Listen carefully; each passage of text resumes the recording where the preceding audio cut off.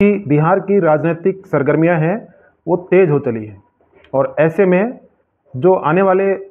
चुनाव को देखते हुए जो पार्टियां संगठित होकर के और चुनाव लड़ने की अपनी प्रक्रिया को और ज़्यादा तेज़ कर रही हैं, ऐसे में आज हम चर्चा करेंगे कि आरजेडी के जो नेता हैं तेजस्वी यादव, उनका क्या प्रभुत्व है और उनका पारिवारिक स्तर पर जो लालू प्रसाद यादव हैं उनके कंट्रोल की पार्टी है वो क्या तेजस्वी यादव के नियंत्रण में आ चुकी है या नहीं आ चुकी है, या क्या क्या उनकी समस्याएं रेप्लिकेशंस ये जो देखने को मिल रहे हैं, उसके संदर्भ में आज हम तेजस्वी यादव पर चर्चा करेंगे। तो जैसा कि बिहार और राष्ट्रीय राजनीति में ये सभी जानते हैं कि आरजेडी प्रमुख लालू यादव है, वो एक छत्रप के रूप में बिहार में एक छत्र राज किया है और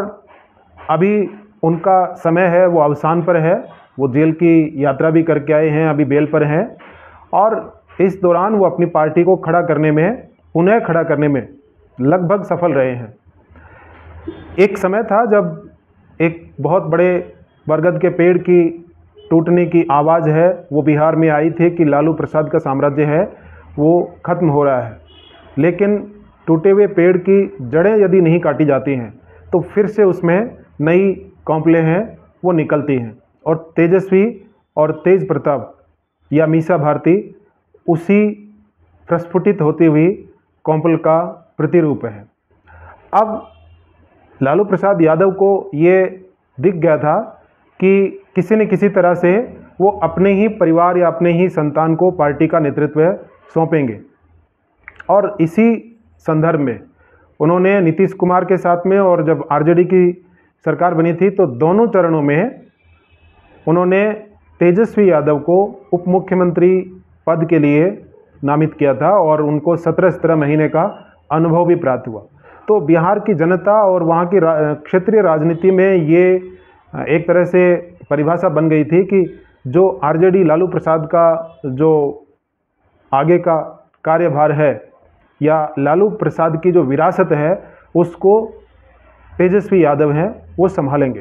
हालांकि उनके घर में उनका काफ़ी विरोध है। उनकी बहन है मीसा भारती जो सांसद हैं, वो भी एक धड़ा है उनके पक्ष में है और उनके जो बड़े भाई हैं तेज प्रताप, वो अपने तरफ, हालांकि उसको सभी जानते हैं बिहार वासी या राष्ट्रीय स्तर पर कि उनको घर से बेदखल किया गया है। ये कुछ लोग कहते हैं कि लालू की राजनीति का एक शगुफा है कि वो इस तरह से अपने वोटर को कंसोलिडेट करने के लिए उसको बेदखल किया है, बाद में वो सब चुनाव के बाद में एक हो जाएंगे। तो ये तरह तरह की कहानियां हैं वो क्षेत्रीय राजनीति में अक्सर, चाहे वो अखिलेश यादव के संदर्भ में हो, लालू प्रसाद के हों या साउथ में चले जाएं, अपनी पार्टी का नेतृत्व हासिल करने के लिए और संगठन की शक्ति को प्राप्त करने के लिए किसी एक को ये चीज़ करनी होती है और वो तेजस्वी यादव ने किया है। तो ऐसा नहीं है कि उनको एक छत्र पार्टी का जो साम्राज्य है वो सौंप दिया गया है। मीसा भारती जो लालू प्रसाद यादव के उस टाइम के जो समर्थक लोग थे उसमें से कुछ मीसा भारती के समर्थक में हैं और कुछ हैं वो चले गए हैं तेज प्रताप और कुछ रह गए हैं वो तेजस्वी यादव के। तेजस्वी ने चूँकि 2 बार उप मुख्यमंत्री पद का जो कार्यभार लिया है या अनुभव लिया है या प्रशासनिक जो जद्दोजहद है उसमें रह करके, और उन्होंने अपनी जनता के बीच में जो एक जगह बनाई है उसका इफेक्ट आज वहाँ की राजनीति में लग रहा है, या लोग ये कयास लगा रहे हैं या उनके समर्थक ये कयास लगा रहे हैं कि आने वाले समय में बिहार के सीएम की छवि है वो तेजस्वी यादव में देखने लगे हैं। तो ये उनके समर्थकों की एक राय हो सकती है। तो हम इसी चीज़ पर आगे चर्चा करेंगे कि क्यों ऐसा लग रहा है वहाँ के लोगों को या वोटर्स को या मीडिया को कि तेजस्वी यादव अब इतने मैच्योर हो गए हैं कि वो बिहार के मुख्यमंत्री की कुर्सी पर बैठ करके और कार्यभार संभाल सकते हैं, या बिहार जैसे राज्य को जो जातीय कॉम्प्लिकेशन में उलझा हुआ है उसको संभाल सकते हैं। हालांकि उनको अपने घर में भी लड़ना पड़ रहा है। पिछले दिनों जब राबड़ी देवी की ईडी की जो रेड हुई थी और उनको वहाँ ईडी के सामने पेश होना था, तब बताते हैं ऐसे मीडिया सोर्स कि उनके घर में काफ़ी द्वंद्व मचा था, झगड़ा हुआ था और मीसा भारती ने ये अड़ंगा लगाया था कि या तो यदि तेजस्वी को मुख्यमंत्री पद के लिए आप प्रमोट कर रहे हो, प्रोजेक्शन कर रहे हो, तो पार्टी का राष्ट्रीय नेतृत्व है या पार्टी का जो अध्यक्ष है वो बागडोर उनको मीसा भारती को सौंपी जाए। और फिर काफ़ी जद्दोजहद और मन मुटाव ये सब हुआ था और वो उस रात वो अपने घर से निकल के होटल में भी रुके थे। तो इस तरह की बातें हुई थी और ऐसे ही समय में उसी झगड़े के कारण तेज प्रताप को घर से निकाल दिया गया था। तो ये अलग अलग स्टोरीज हैं जो दिक्कतें आएंगी। ऐसे में जो तेजस्वी हैं वो अपने आप को एक युवा नेता के रूप में बिहार के सामने प्रस्तुत किया उन्होंने, और युवाओं में एक छवि ये डाली है अपने भाषण में और तरह तरह के जो मीटिंग्स हैं या फिर अपने राजनीतिक अनुभव को यूज़ करते हुए कि नीतीश कुमार के साथ रहते हुए जो बिहार वासियों को 10 लाख नौकरियों का वादा किया था वो तेजस्वी ने किया और तेजस्वी ने उसकी शुरुआत की। उसमें बताते हैं कि 2 लाख 5 लाख वो दे चुके हैं। अब राजनीतिक सगुफे हैं, वो कितने भी बोलेंगे तो उसका कोई औचित्य या कोई मानक आंकड़ा नहीं होता है। तो उसको लेकर के वो अपने आप को एक इस तरह से प्रेजेंट कर रहे हैं कि युवाओं में जो बेरोज़गारी फैल रही है उस बेरोज़गारी को कम करने में या रोज़गार देने में तेजस्वी हैं वो बहुत मुखर रहे हैं। अपनी यही छवि वो बनाना चाह रहे हैं। महंगाई है, बेरोज़गारी है और SIR का जो मुद्दा है बिहार में उसको लेकर भी उन्होंने काफ़ी कुछ अपने आप को उस चुनौती को लेकर के और जनता के सामने गए हैं। लेकिन वो मुद्दा अभी ठंडा पड़ता नज़र आ रहा है क्योंकि राष्ट्रीय स्तर पर उसका इतना महत्व है नहीं और वो एक जेन्युइन प्रक्रिया है चुनाव आयोग की। तो RJD इस बात को लेकर के बहुत गंभीर है कि जो मुस्लिम और यादव का जो कॉम्बिनेशन है वो किसी भी तरह से बिगड़ने नहीं पाए। और मुस्लिम यादव का जो कॉम्बिनेशन है वो यदि वो कांग्रेस के साथ रहते हैं तो एकजुट रह सकता है। हालांकि उनके अलायंस हैं वो CPIM और जो अन्य छोटी छोटी पार्टियां हैं उनके साथ भी उनका गठजोड़ है। तो उनका मानना है कि जो 37% जो वोटर बेस है उसमें यदि वो SIR का मुद्दा और जो कांग्रेस ने वोटर अधिकार यात्रा जो निकाली थी उसका यदि फ़र्क पड़ता है तो RJD और कांग्रेस दोनों मिलकर के और बिहार में सत्ता पा सकते हैं। लेकिन जो अभी कांग्रेस ने जो रैली निकाली थी,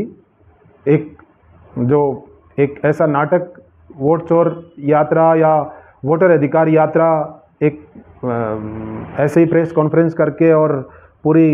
बिहार की जनता को बरगलाने के लिए कुछ ऐसा ड्रामा किया था। और उसके बाद में जो यात्रा निकाली थी तो उसमें राहुल गांधी अपर हेड में और तेजस्वी हैं वो नीचे रह गए। तो ऐसे में जो मुस्लिम समाज के जो बड़े लोग हैं उनका मानना था कि RJD का वोटर है वो छिटक करके कांग्रेस की ओर जा सकता है। इसीलिए आपने देखा होगा कि वोटर अधिकार यात्रा में राहुल गांधी अपने आप को लीड रोल में रखे हुए थे और जगह जगह जो RJD के जो प्रमुख हैं वो अपने आप को ये कहलवाना चाह रहे थे कि मुझे CM जो उम्मीदवार है वो घोषित करें। लेकिन जगह जगह यानी हर प्लेटफॉर्म के ऊपर या प्रेस कॉन्फ्रेंस करके कांग्रेस ने ये बता दिया कि हम अभी CM का उम्मीदवार है वो किसी को भी डिक्लेयर नहीं करेंगे और बिहार की जनता ये तय करेगी। यानी कांग्रेस ये चाहती है कि RJD पर उतना दबाव बनाया जाए कि वो ज़्यादा से ज़्यादा सीट दे सके। ऐसे में तेजस्वी यादव को ये लगा कि हमारे यहाँ से जो कंसोलिडेशन जो हो रखा था वोटर का वो खिसक करके कांग्रेस की ओर ना चला जाए। इसीलिए आज उन्होंने फिर से एक और बिहार अधिकार यात्रा के नाम से एक और यात्रा शुरू कर दी है। तो ये पता चलता है कि दोनों का जो संगठन है उसके अंदर अभी तक उतना कॉम्बिनेशन नहीं है जितना जनता को दिखाया जा रहा है। यदि ऐसा ही होता तो यात्रा हो चुकी थी। अभी उसके अलग एक और यात्रा निकाल करके सोलो यात्रा उसकी ज़रूरत क्या थी। तो बिहार की जनता भी काफ़ी कन्फ्यूज़न में है कि वो किसको वोट दे। उधर प्रशांत किशोर हैं, उनका भी पहले ग्राफ बहुत ज़्यादा ऊंचा चल रहा था, अभी वो और ज़्यादा गिर गया है क्योंकि जिस तरफ 17% जो मुस्लिम वोटर हैं वो जिधर जाएंगे, पहले वो बिखरते थे, नीतीश कुमार के साथ भी थे, कांग्रेस के साथ भी थे, RJD के साथ भी थे। और ऐसी स्थिति में जब जनता को, वहाँ की जनता को या मुस्लिम समाज को ये लग रहा है कि इस बार नीतीश कुमार मुख्यमंत्री नहीं बन सकते हैं, यदि BJP का मुख्यमंत्री बनता है, यदि NDA का बहुमत आता है, तो मुस्लिम वोटर हैं वो नीतीश कुमार की पार्टी की तरफ से खिसक जाएंगे और वो आरजेडी की तरफ देख रहे हैं। आरजेडी अपने इन वोटर्स को कंसोलिडेट करने के लिए कांग्रेस से दूर रखना चाहती है, इसीलिए अब वो पुनः बिहार वोटर अधिकार यात्रा या बिहार अधिकार यात्रा के नाम से एक बार फिर से यात्रा निकाल रहे हैं। तो तेजस्वी यादव जो अपने आप की एक छवि आने वाले बिहार के मुख्यमंत्री के रूप में प्रस्तुत कर रहे हैं, उसमें बहुत सारी समस्याएं अभी आने वाली हैं। कांग्रेस ने एक पेच और लगा दिया है कि हमारे को पिछली बार जो सीटें मिली थी 70, उसके लगभग सीट मिले, और उसमें भी यदि कम होती हैं तो हमें वही सीट मिले जो जीती जा सके, यानी क्वालिटी सीटें। ये जो वोटर अधिकार यात्रा के बाद में जो कांग्रेस को लगता है कि हमारा वोटर परसेंटेज बढ़ा है या माहौल अच्छा हुआ है, तो हम चाहते हैं कि हमें क्वालिटी सीट मिले और उसके साथ साथ डिप्टी चीफ मिनिस्टर का पद है वो भी मिलना चाहिए। अब ये तो एक नई शर्त उन्होंने ये रख दी है कि तेजस्वी मुख्यमंत्री हों तो डिप्टी चीफ मिनिस्टर कांग्रेस को मिले, और उसके साथ साथ 50 से ऊपर ऐसी सीटें जो विनिंग कॉम्बिनेशन में सही बैठती हों वो सीटें मिले। अब ये दबाव बहुत ज़बरदस्त है, इसीलिए घर से बाहर तुरंत तेजस्वी यादव हैं वो निकल करके और बिहार अधिकार यात्रा में फिर से जुट गए। उनको ये पता चल गया कि कांग्रेस ने तुम्हारे साथ में गेम कर दिया है, कि उस यात्रा में लीड रोल में रहे राहुल गांधी और उनको साथ साथ रखा कि उनका वोटर बेस है वो भी साथ रहेगा, और धीरे धीरे पिछले 4-5 दिन में ये एहसास हो गया आरजेडी को कि ये एक गलत स्टेप था, और इसीलिए दोबारा से इसमें लालू प्रसाद यादव की जो रणनीति है वो काम कर रही है। कि वही उसको अपने अनुभव के आधार पर बता रहे हैं कि जो मुस्लिम वोट छिटक करके कांग्रेस की तरफ जा रहा है उसको बचाए रखने के लिए यदि तेजस्वी कामयाब होते हैं तो अपनी सीटों पर वो कंसोलिडेशन प्रस्तुत कर सकते हैं, या जीतने वाली सीटें हैं वो अपने पास रख सकते हैं। हालांकि उधर ये पासवान की जो पार्टी है वो भी 5% जो अपना वोटर बेस एरिया है उसके ऊपर अपनी पकड़ बनाए रखने के लिए एनडीए से वो भी डिप्टी चीफ मिनिस्टर की मांग कर रहे हैं। अब देखते हैं कि आगे आगे अलग अलग इनकी मीटिंग्स हो रही हैं। प्रशांत किशोर, अब बिहार में जो पिछला चुनाव हुआ था वो डायरेक्ट एनडीए और इंडिया अलायंस, और उस टाइम तो इंडिया अलायंस भी नहीं था, एनडीए और आरजेडी और कांग्रेस के साथ ही रहा था। तो इस बार जब चुनाव होगा तो उसमें कई स्टेक होल्डर हैं वो नए शामिल हो गए हैं, यानी एनडीए का जो समर्थन है वो नीतीश कुमार और इसका बीजेपी का पैक्ट, वो अपने आप को एक धड़ा वो हो गया कि उसके साथ, और दूसरा कांग्रेस और आरजेडी, और तीसरा एक और यदि संभव हो सकता है कि पासवान और प्रशांत किशोर। हालांकि अभी ये अपनी अपनी तरफ से बिसाते बिछाई जा रही हैं। फाइनल जब चुनाव घोषणा होगी और अलग अलग संगठन बनेंगे, कौन किसके साथ आमने सामने लड़ रहा है, किसने किसको सीटें दी हैं, सीटों का सही डिस्ट्रीब्यूशन किसके साथ हो रहा है, ये चीज़ें जब तक आएंगी तब तक चुनाव की गहमा गहमी में हर पार्टी और हर नेता है अपनी छवि और अपने वोटों को कैसे कंसोलिडेशन में ला सकते हैं, इकट्ठा कर सकते हैं, इसकी ही जद्दोजहद या कवायद है वो चलती रहेगी। मीसा भारती और तेज प्रताप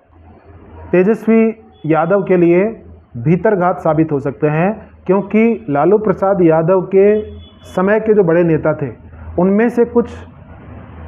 नेता हैं वो मीसा भारती के पक्ष में है। अभी खुल करके कोई सामने नहीं आ रहा है। अभी तक वो जो पारिवारिक झगड़ा था वो जो ही सीटों का बंटवारा होगा और पार्टी लेवल पर जो बातें होंगी उसमें निकल करके आएगा कि तेजस्वी यादव के लिए दोनों मोर्चों पर, घर में भी और पार्टी में भी और बाहर जो कांग्रेस के साथ में जो अलायंस है उसमें भी, तीनों मोर्चों पर एक जैसा संघर्ष है वो दिखाई देगा। अब देखना यह है कि बिहार की जनता जो इतने वर्षों तक जंगल राज के कामकाज को भूली है या नहीं भूली है, या गिरे हुए पेड़ की नई निकली हुई कौपल को फिर से वो सहेज करके वही पुराना दौर है वो लाना चाह रहे हैं, या फिर नई पीढ़ी को वो सौंपना चाह रहे हैं, या एनडीए के समर्थन में करना चाह रहे हैं, ये देखने वाली बात होगी। हालांकि अभी के समय में दोनों का जो विश्लेषण है, वो जो एक सर्वे निकल करके आ रहे हैं, अलग अलग पार्टियां अपने अपने स्तर पर या चैनल हैं वो सर्वे करवा रहे हैं, उनमें कहीं भी ज़्यादा ऊपर नीचे नहीं है, कांटे की टक्कर है। वो सभी दिखा रहे हैं कि इंडिया अलायंस और एनडीए दोनों के बीच में 4 से 5% का अंतर है। अभी ज़्यादा मजबूत स्थिति में यदि प्रशांत किशोर आते हैं, हालांकि अभी लग नहीं रहा है, क्योंकि उनका एक मुद्दा है वो उछाल दिया है कि वो ब्राह्मण हैं, और वहाँ पर जातीय गणित को यदि प्रशांत किशोर नहीं बैठा पाए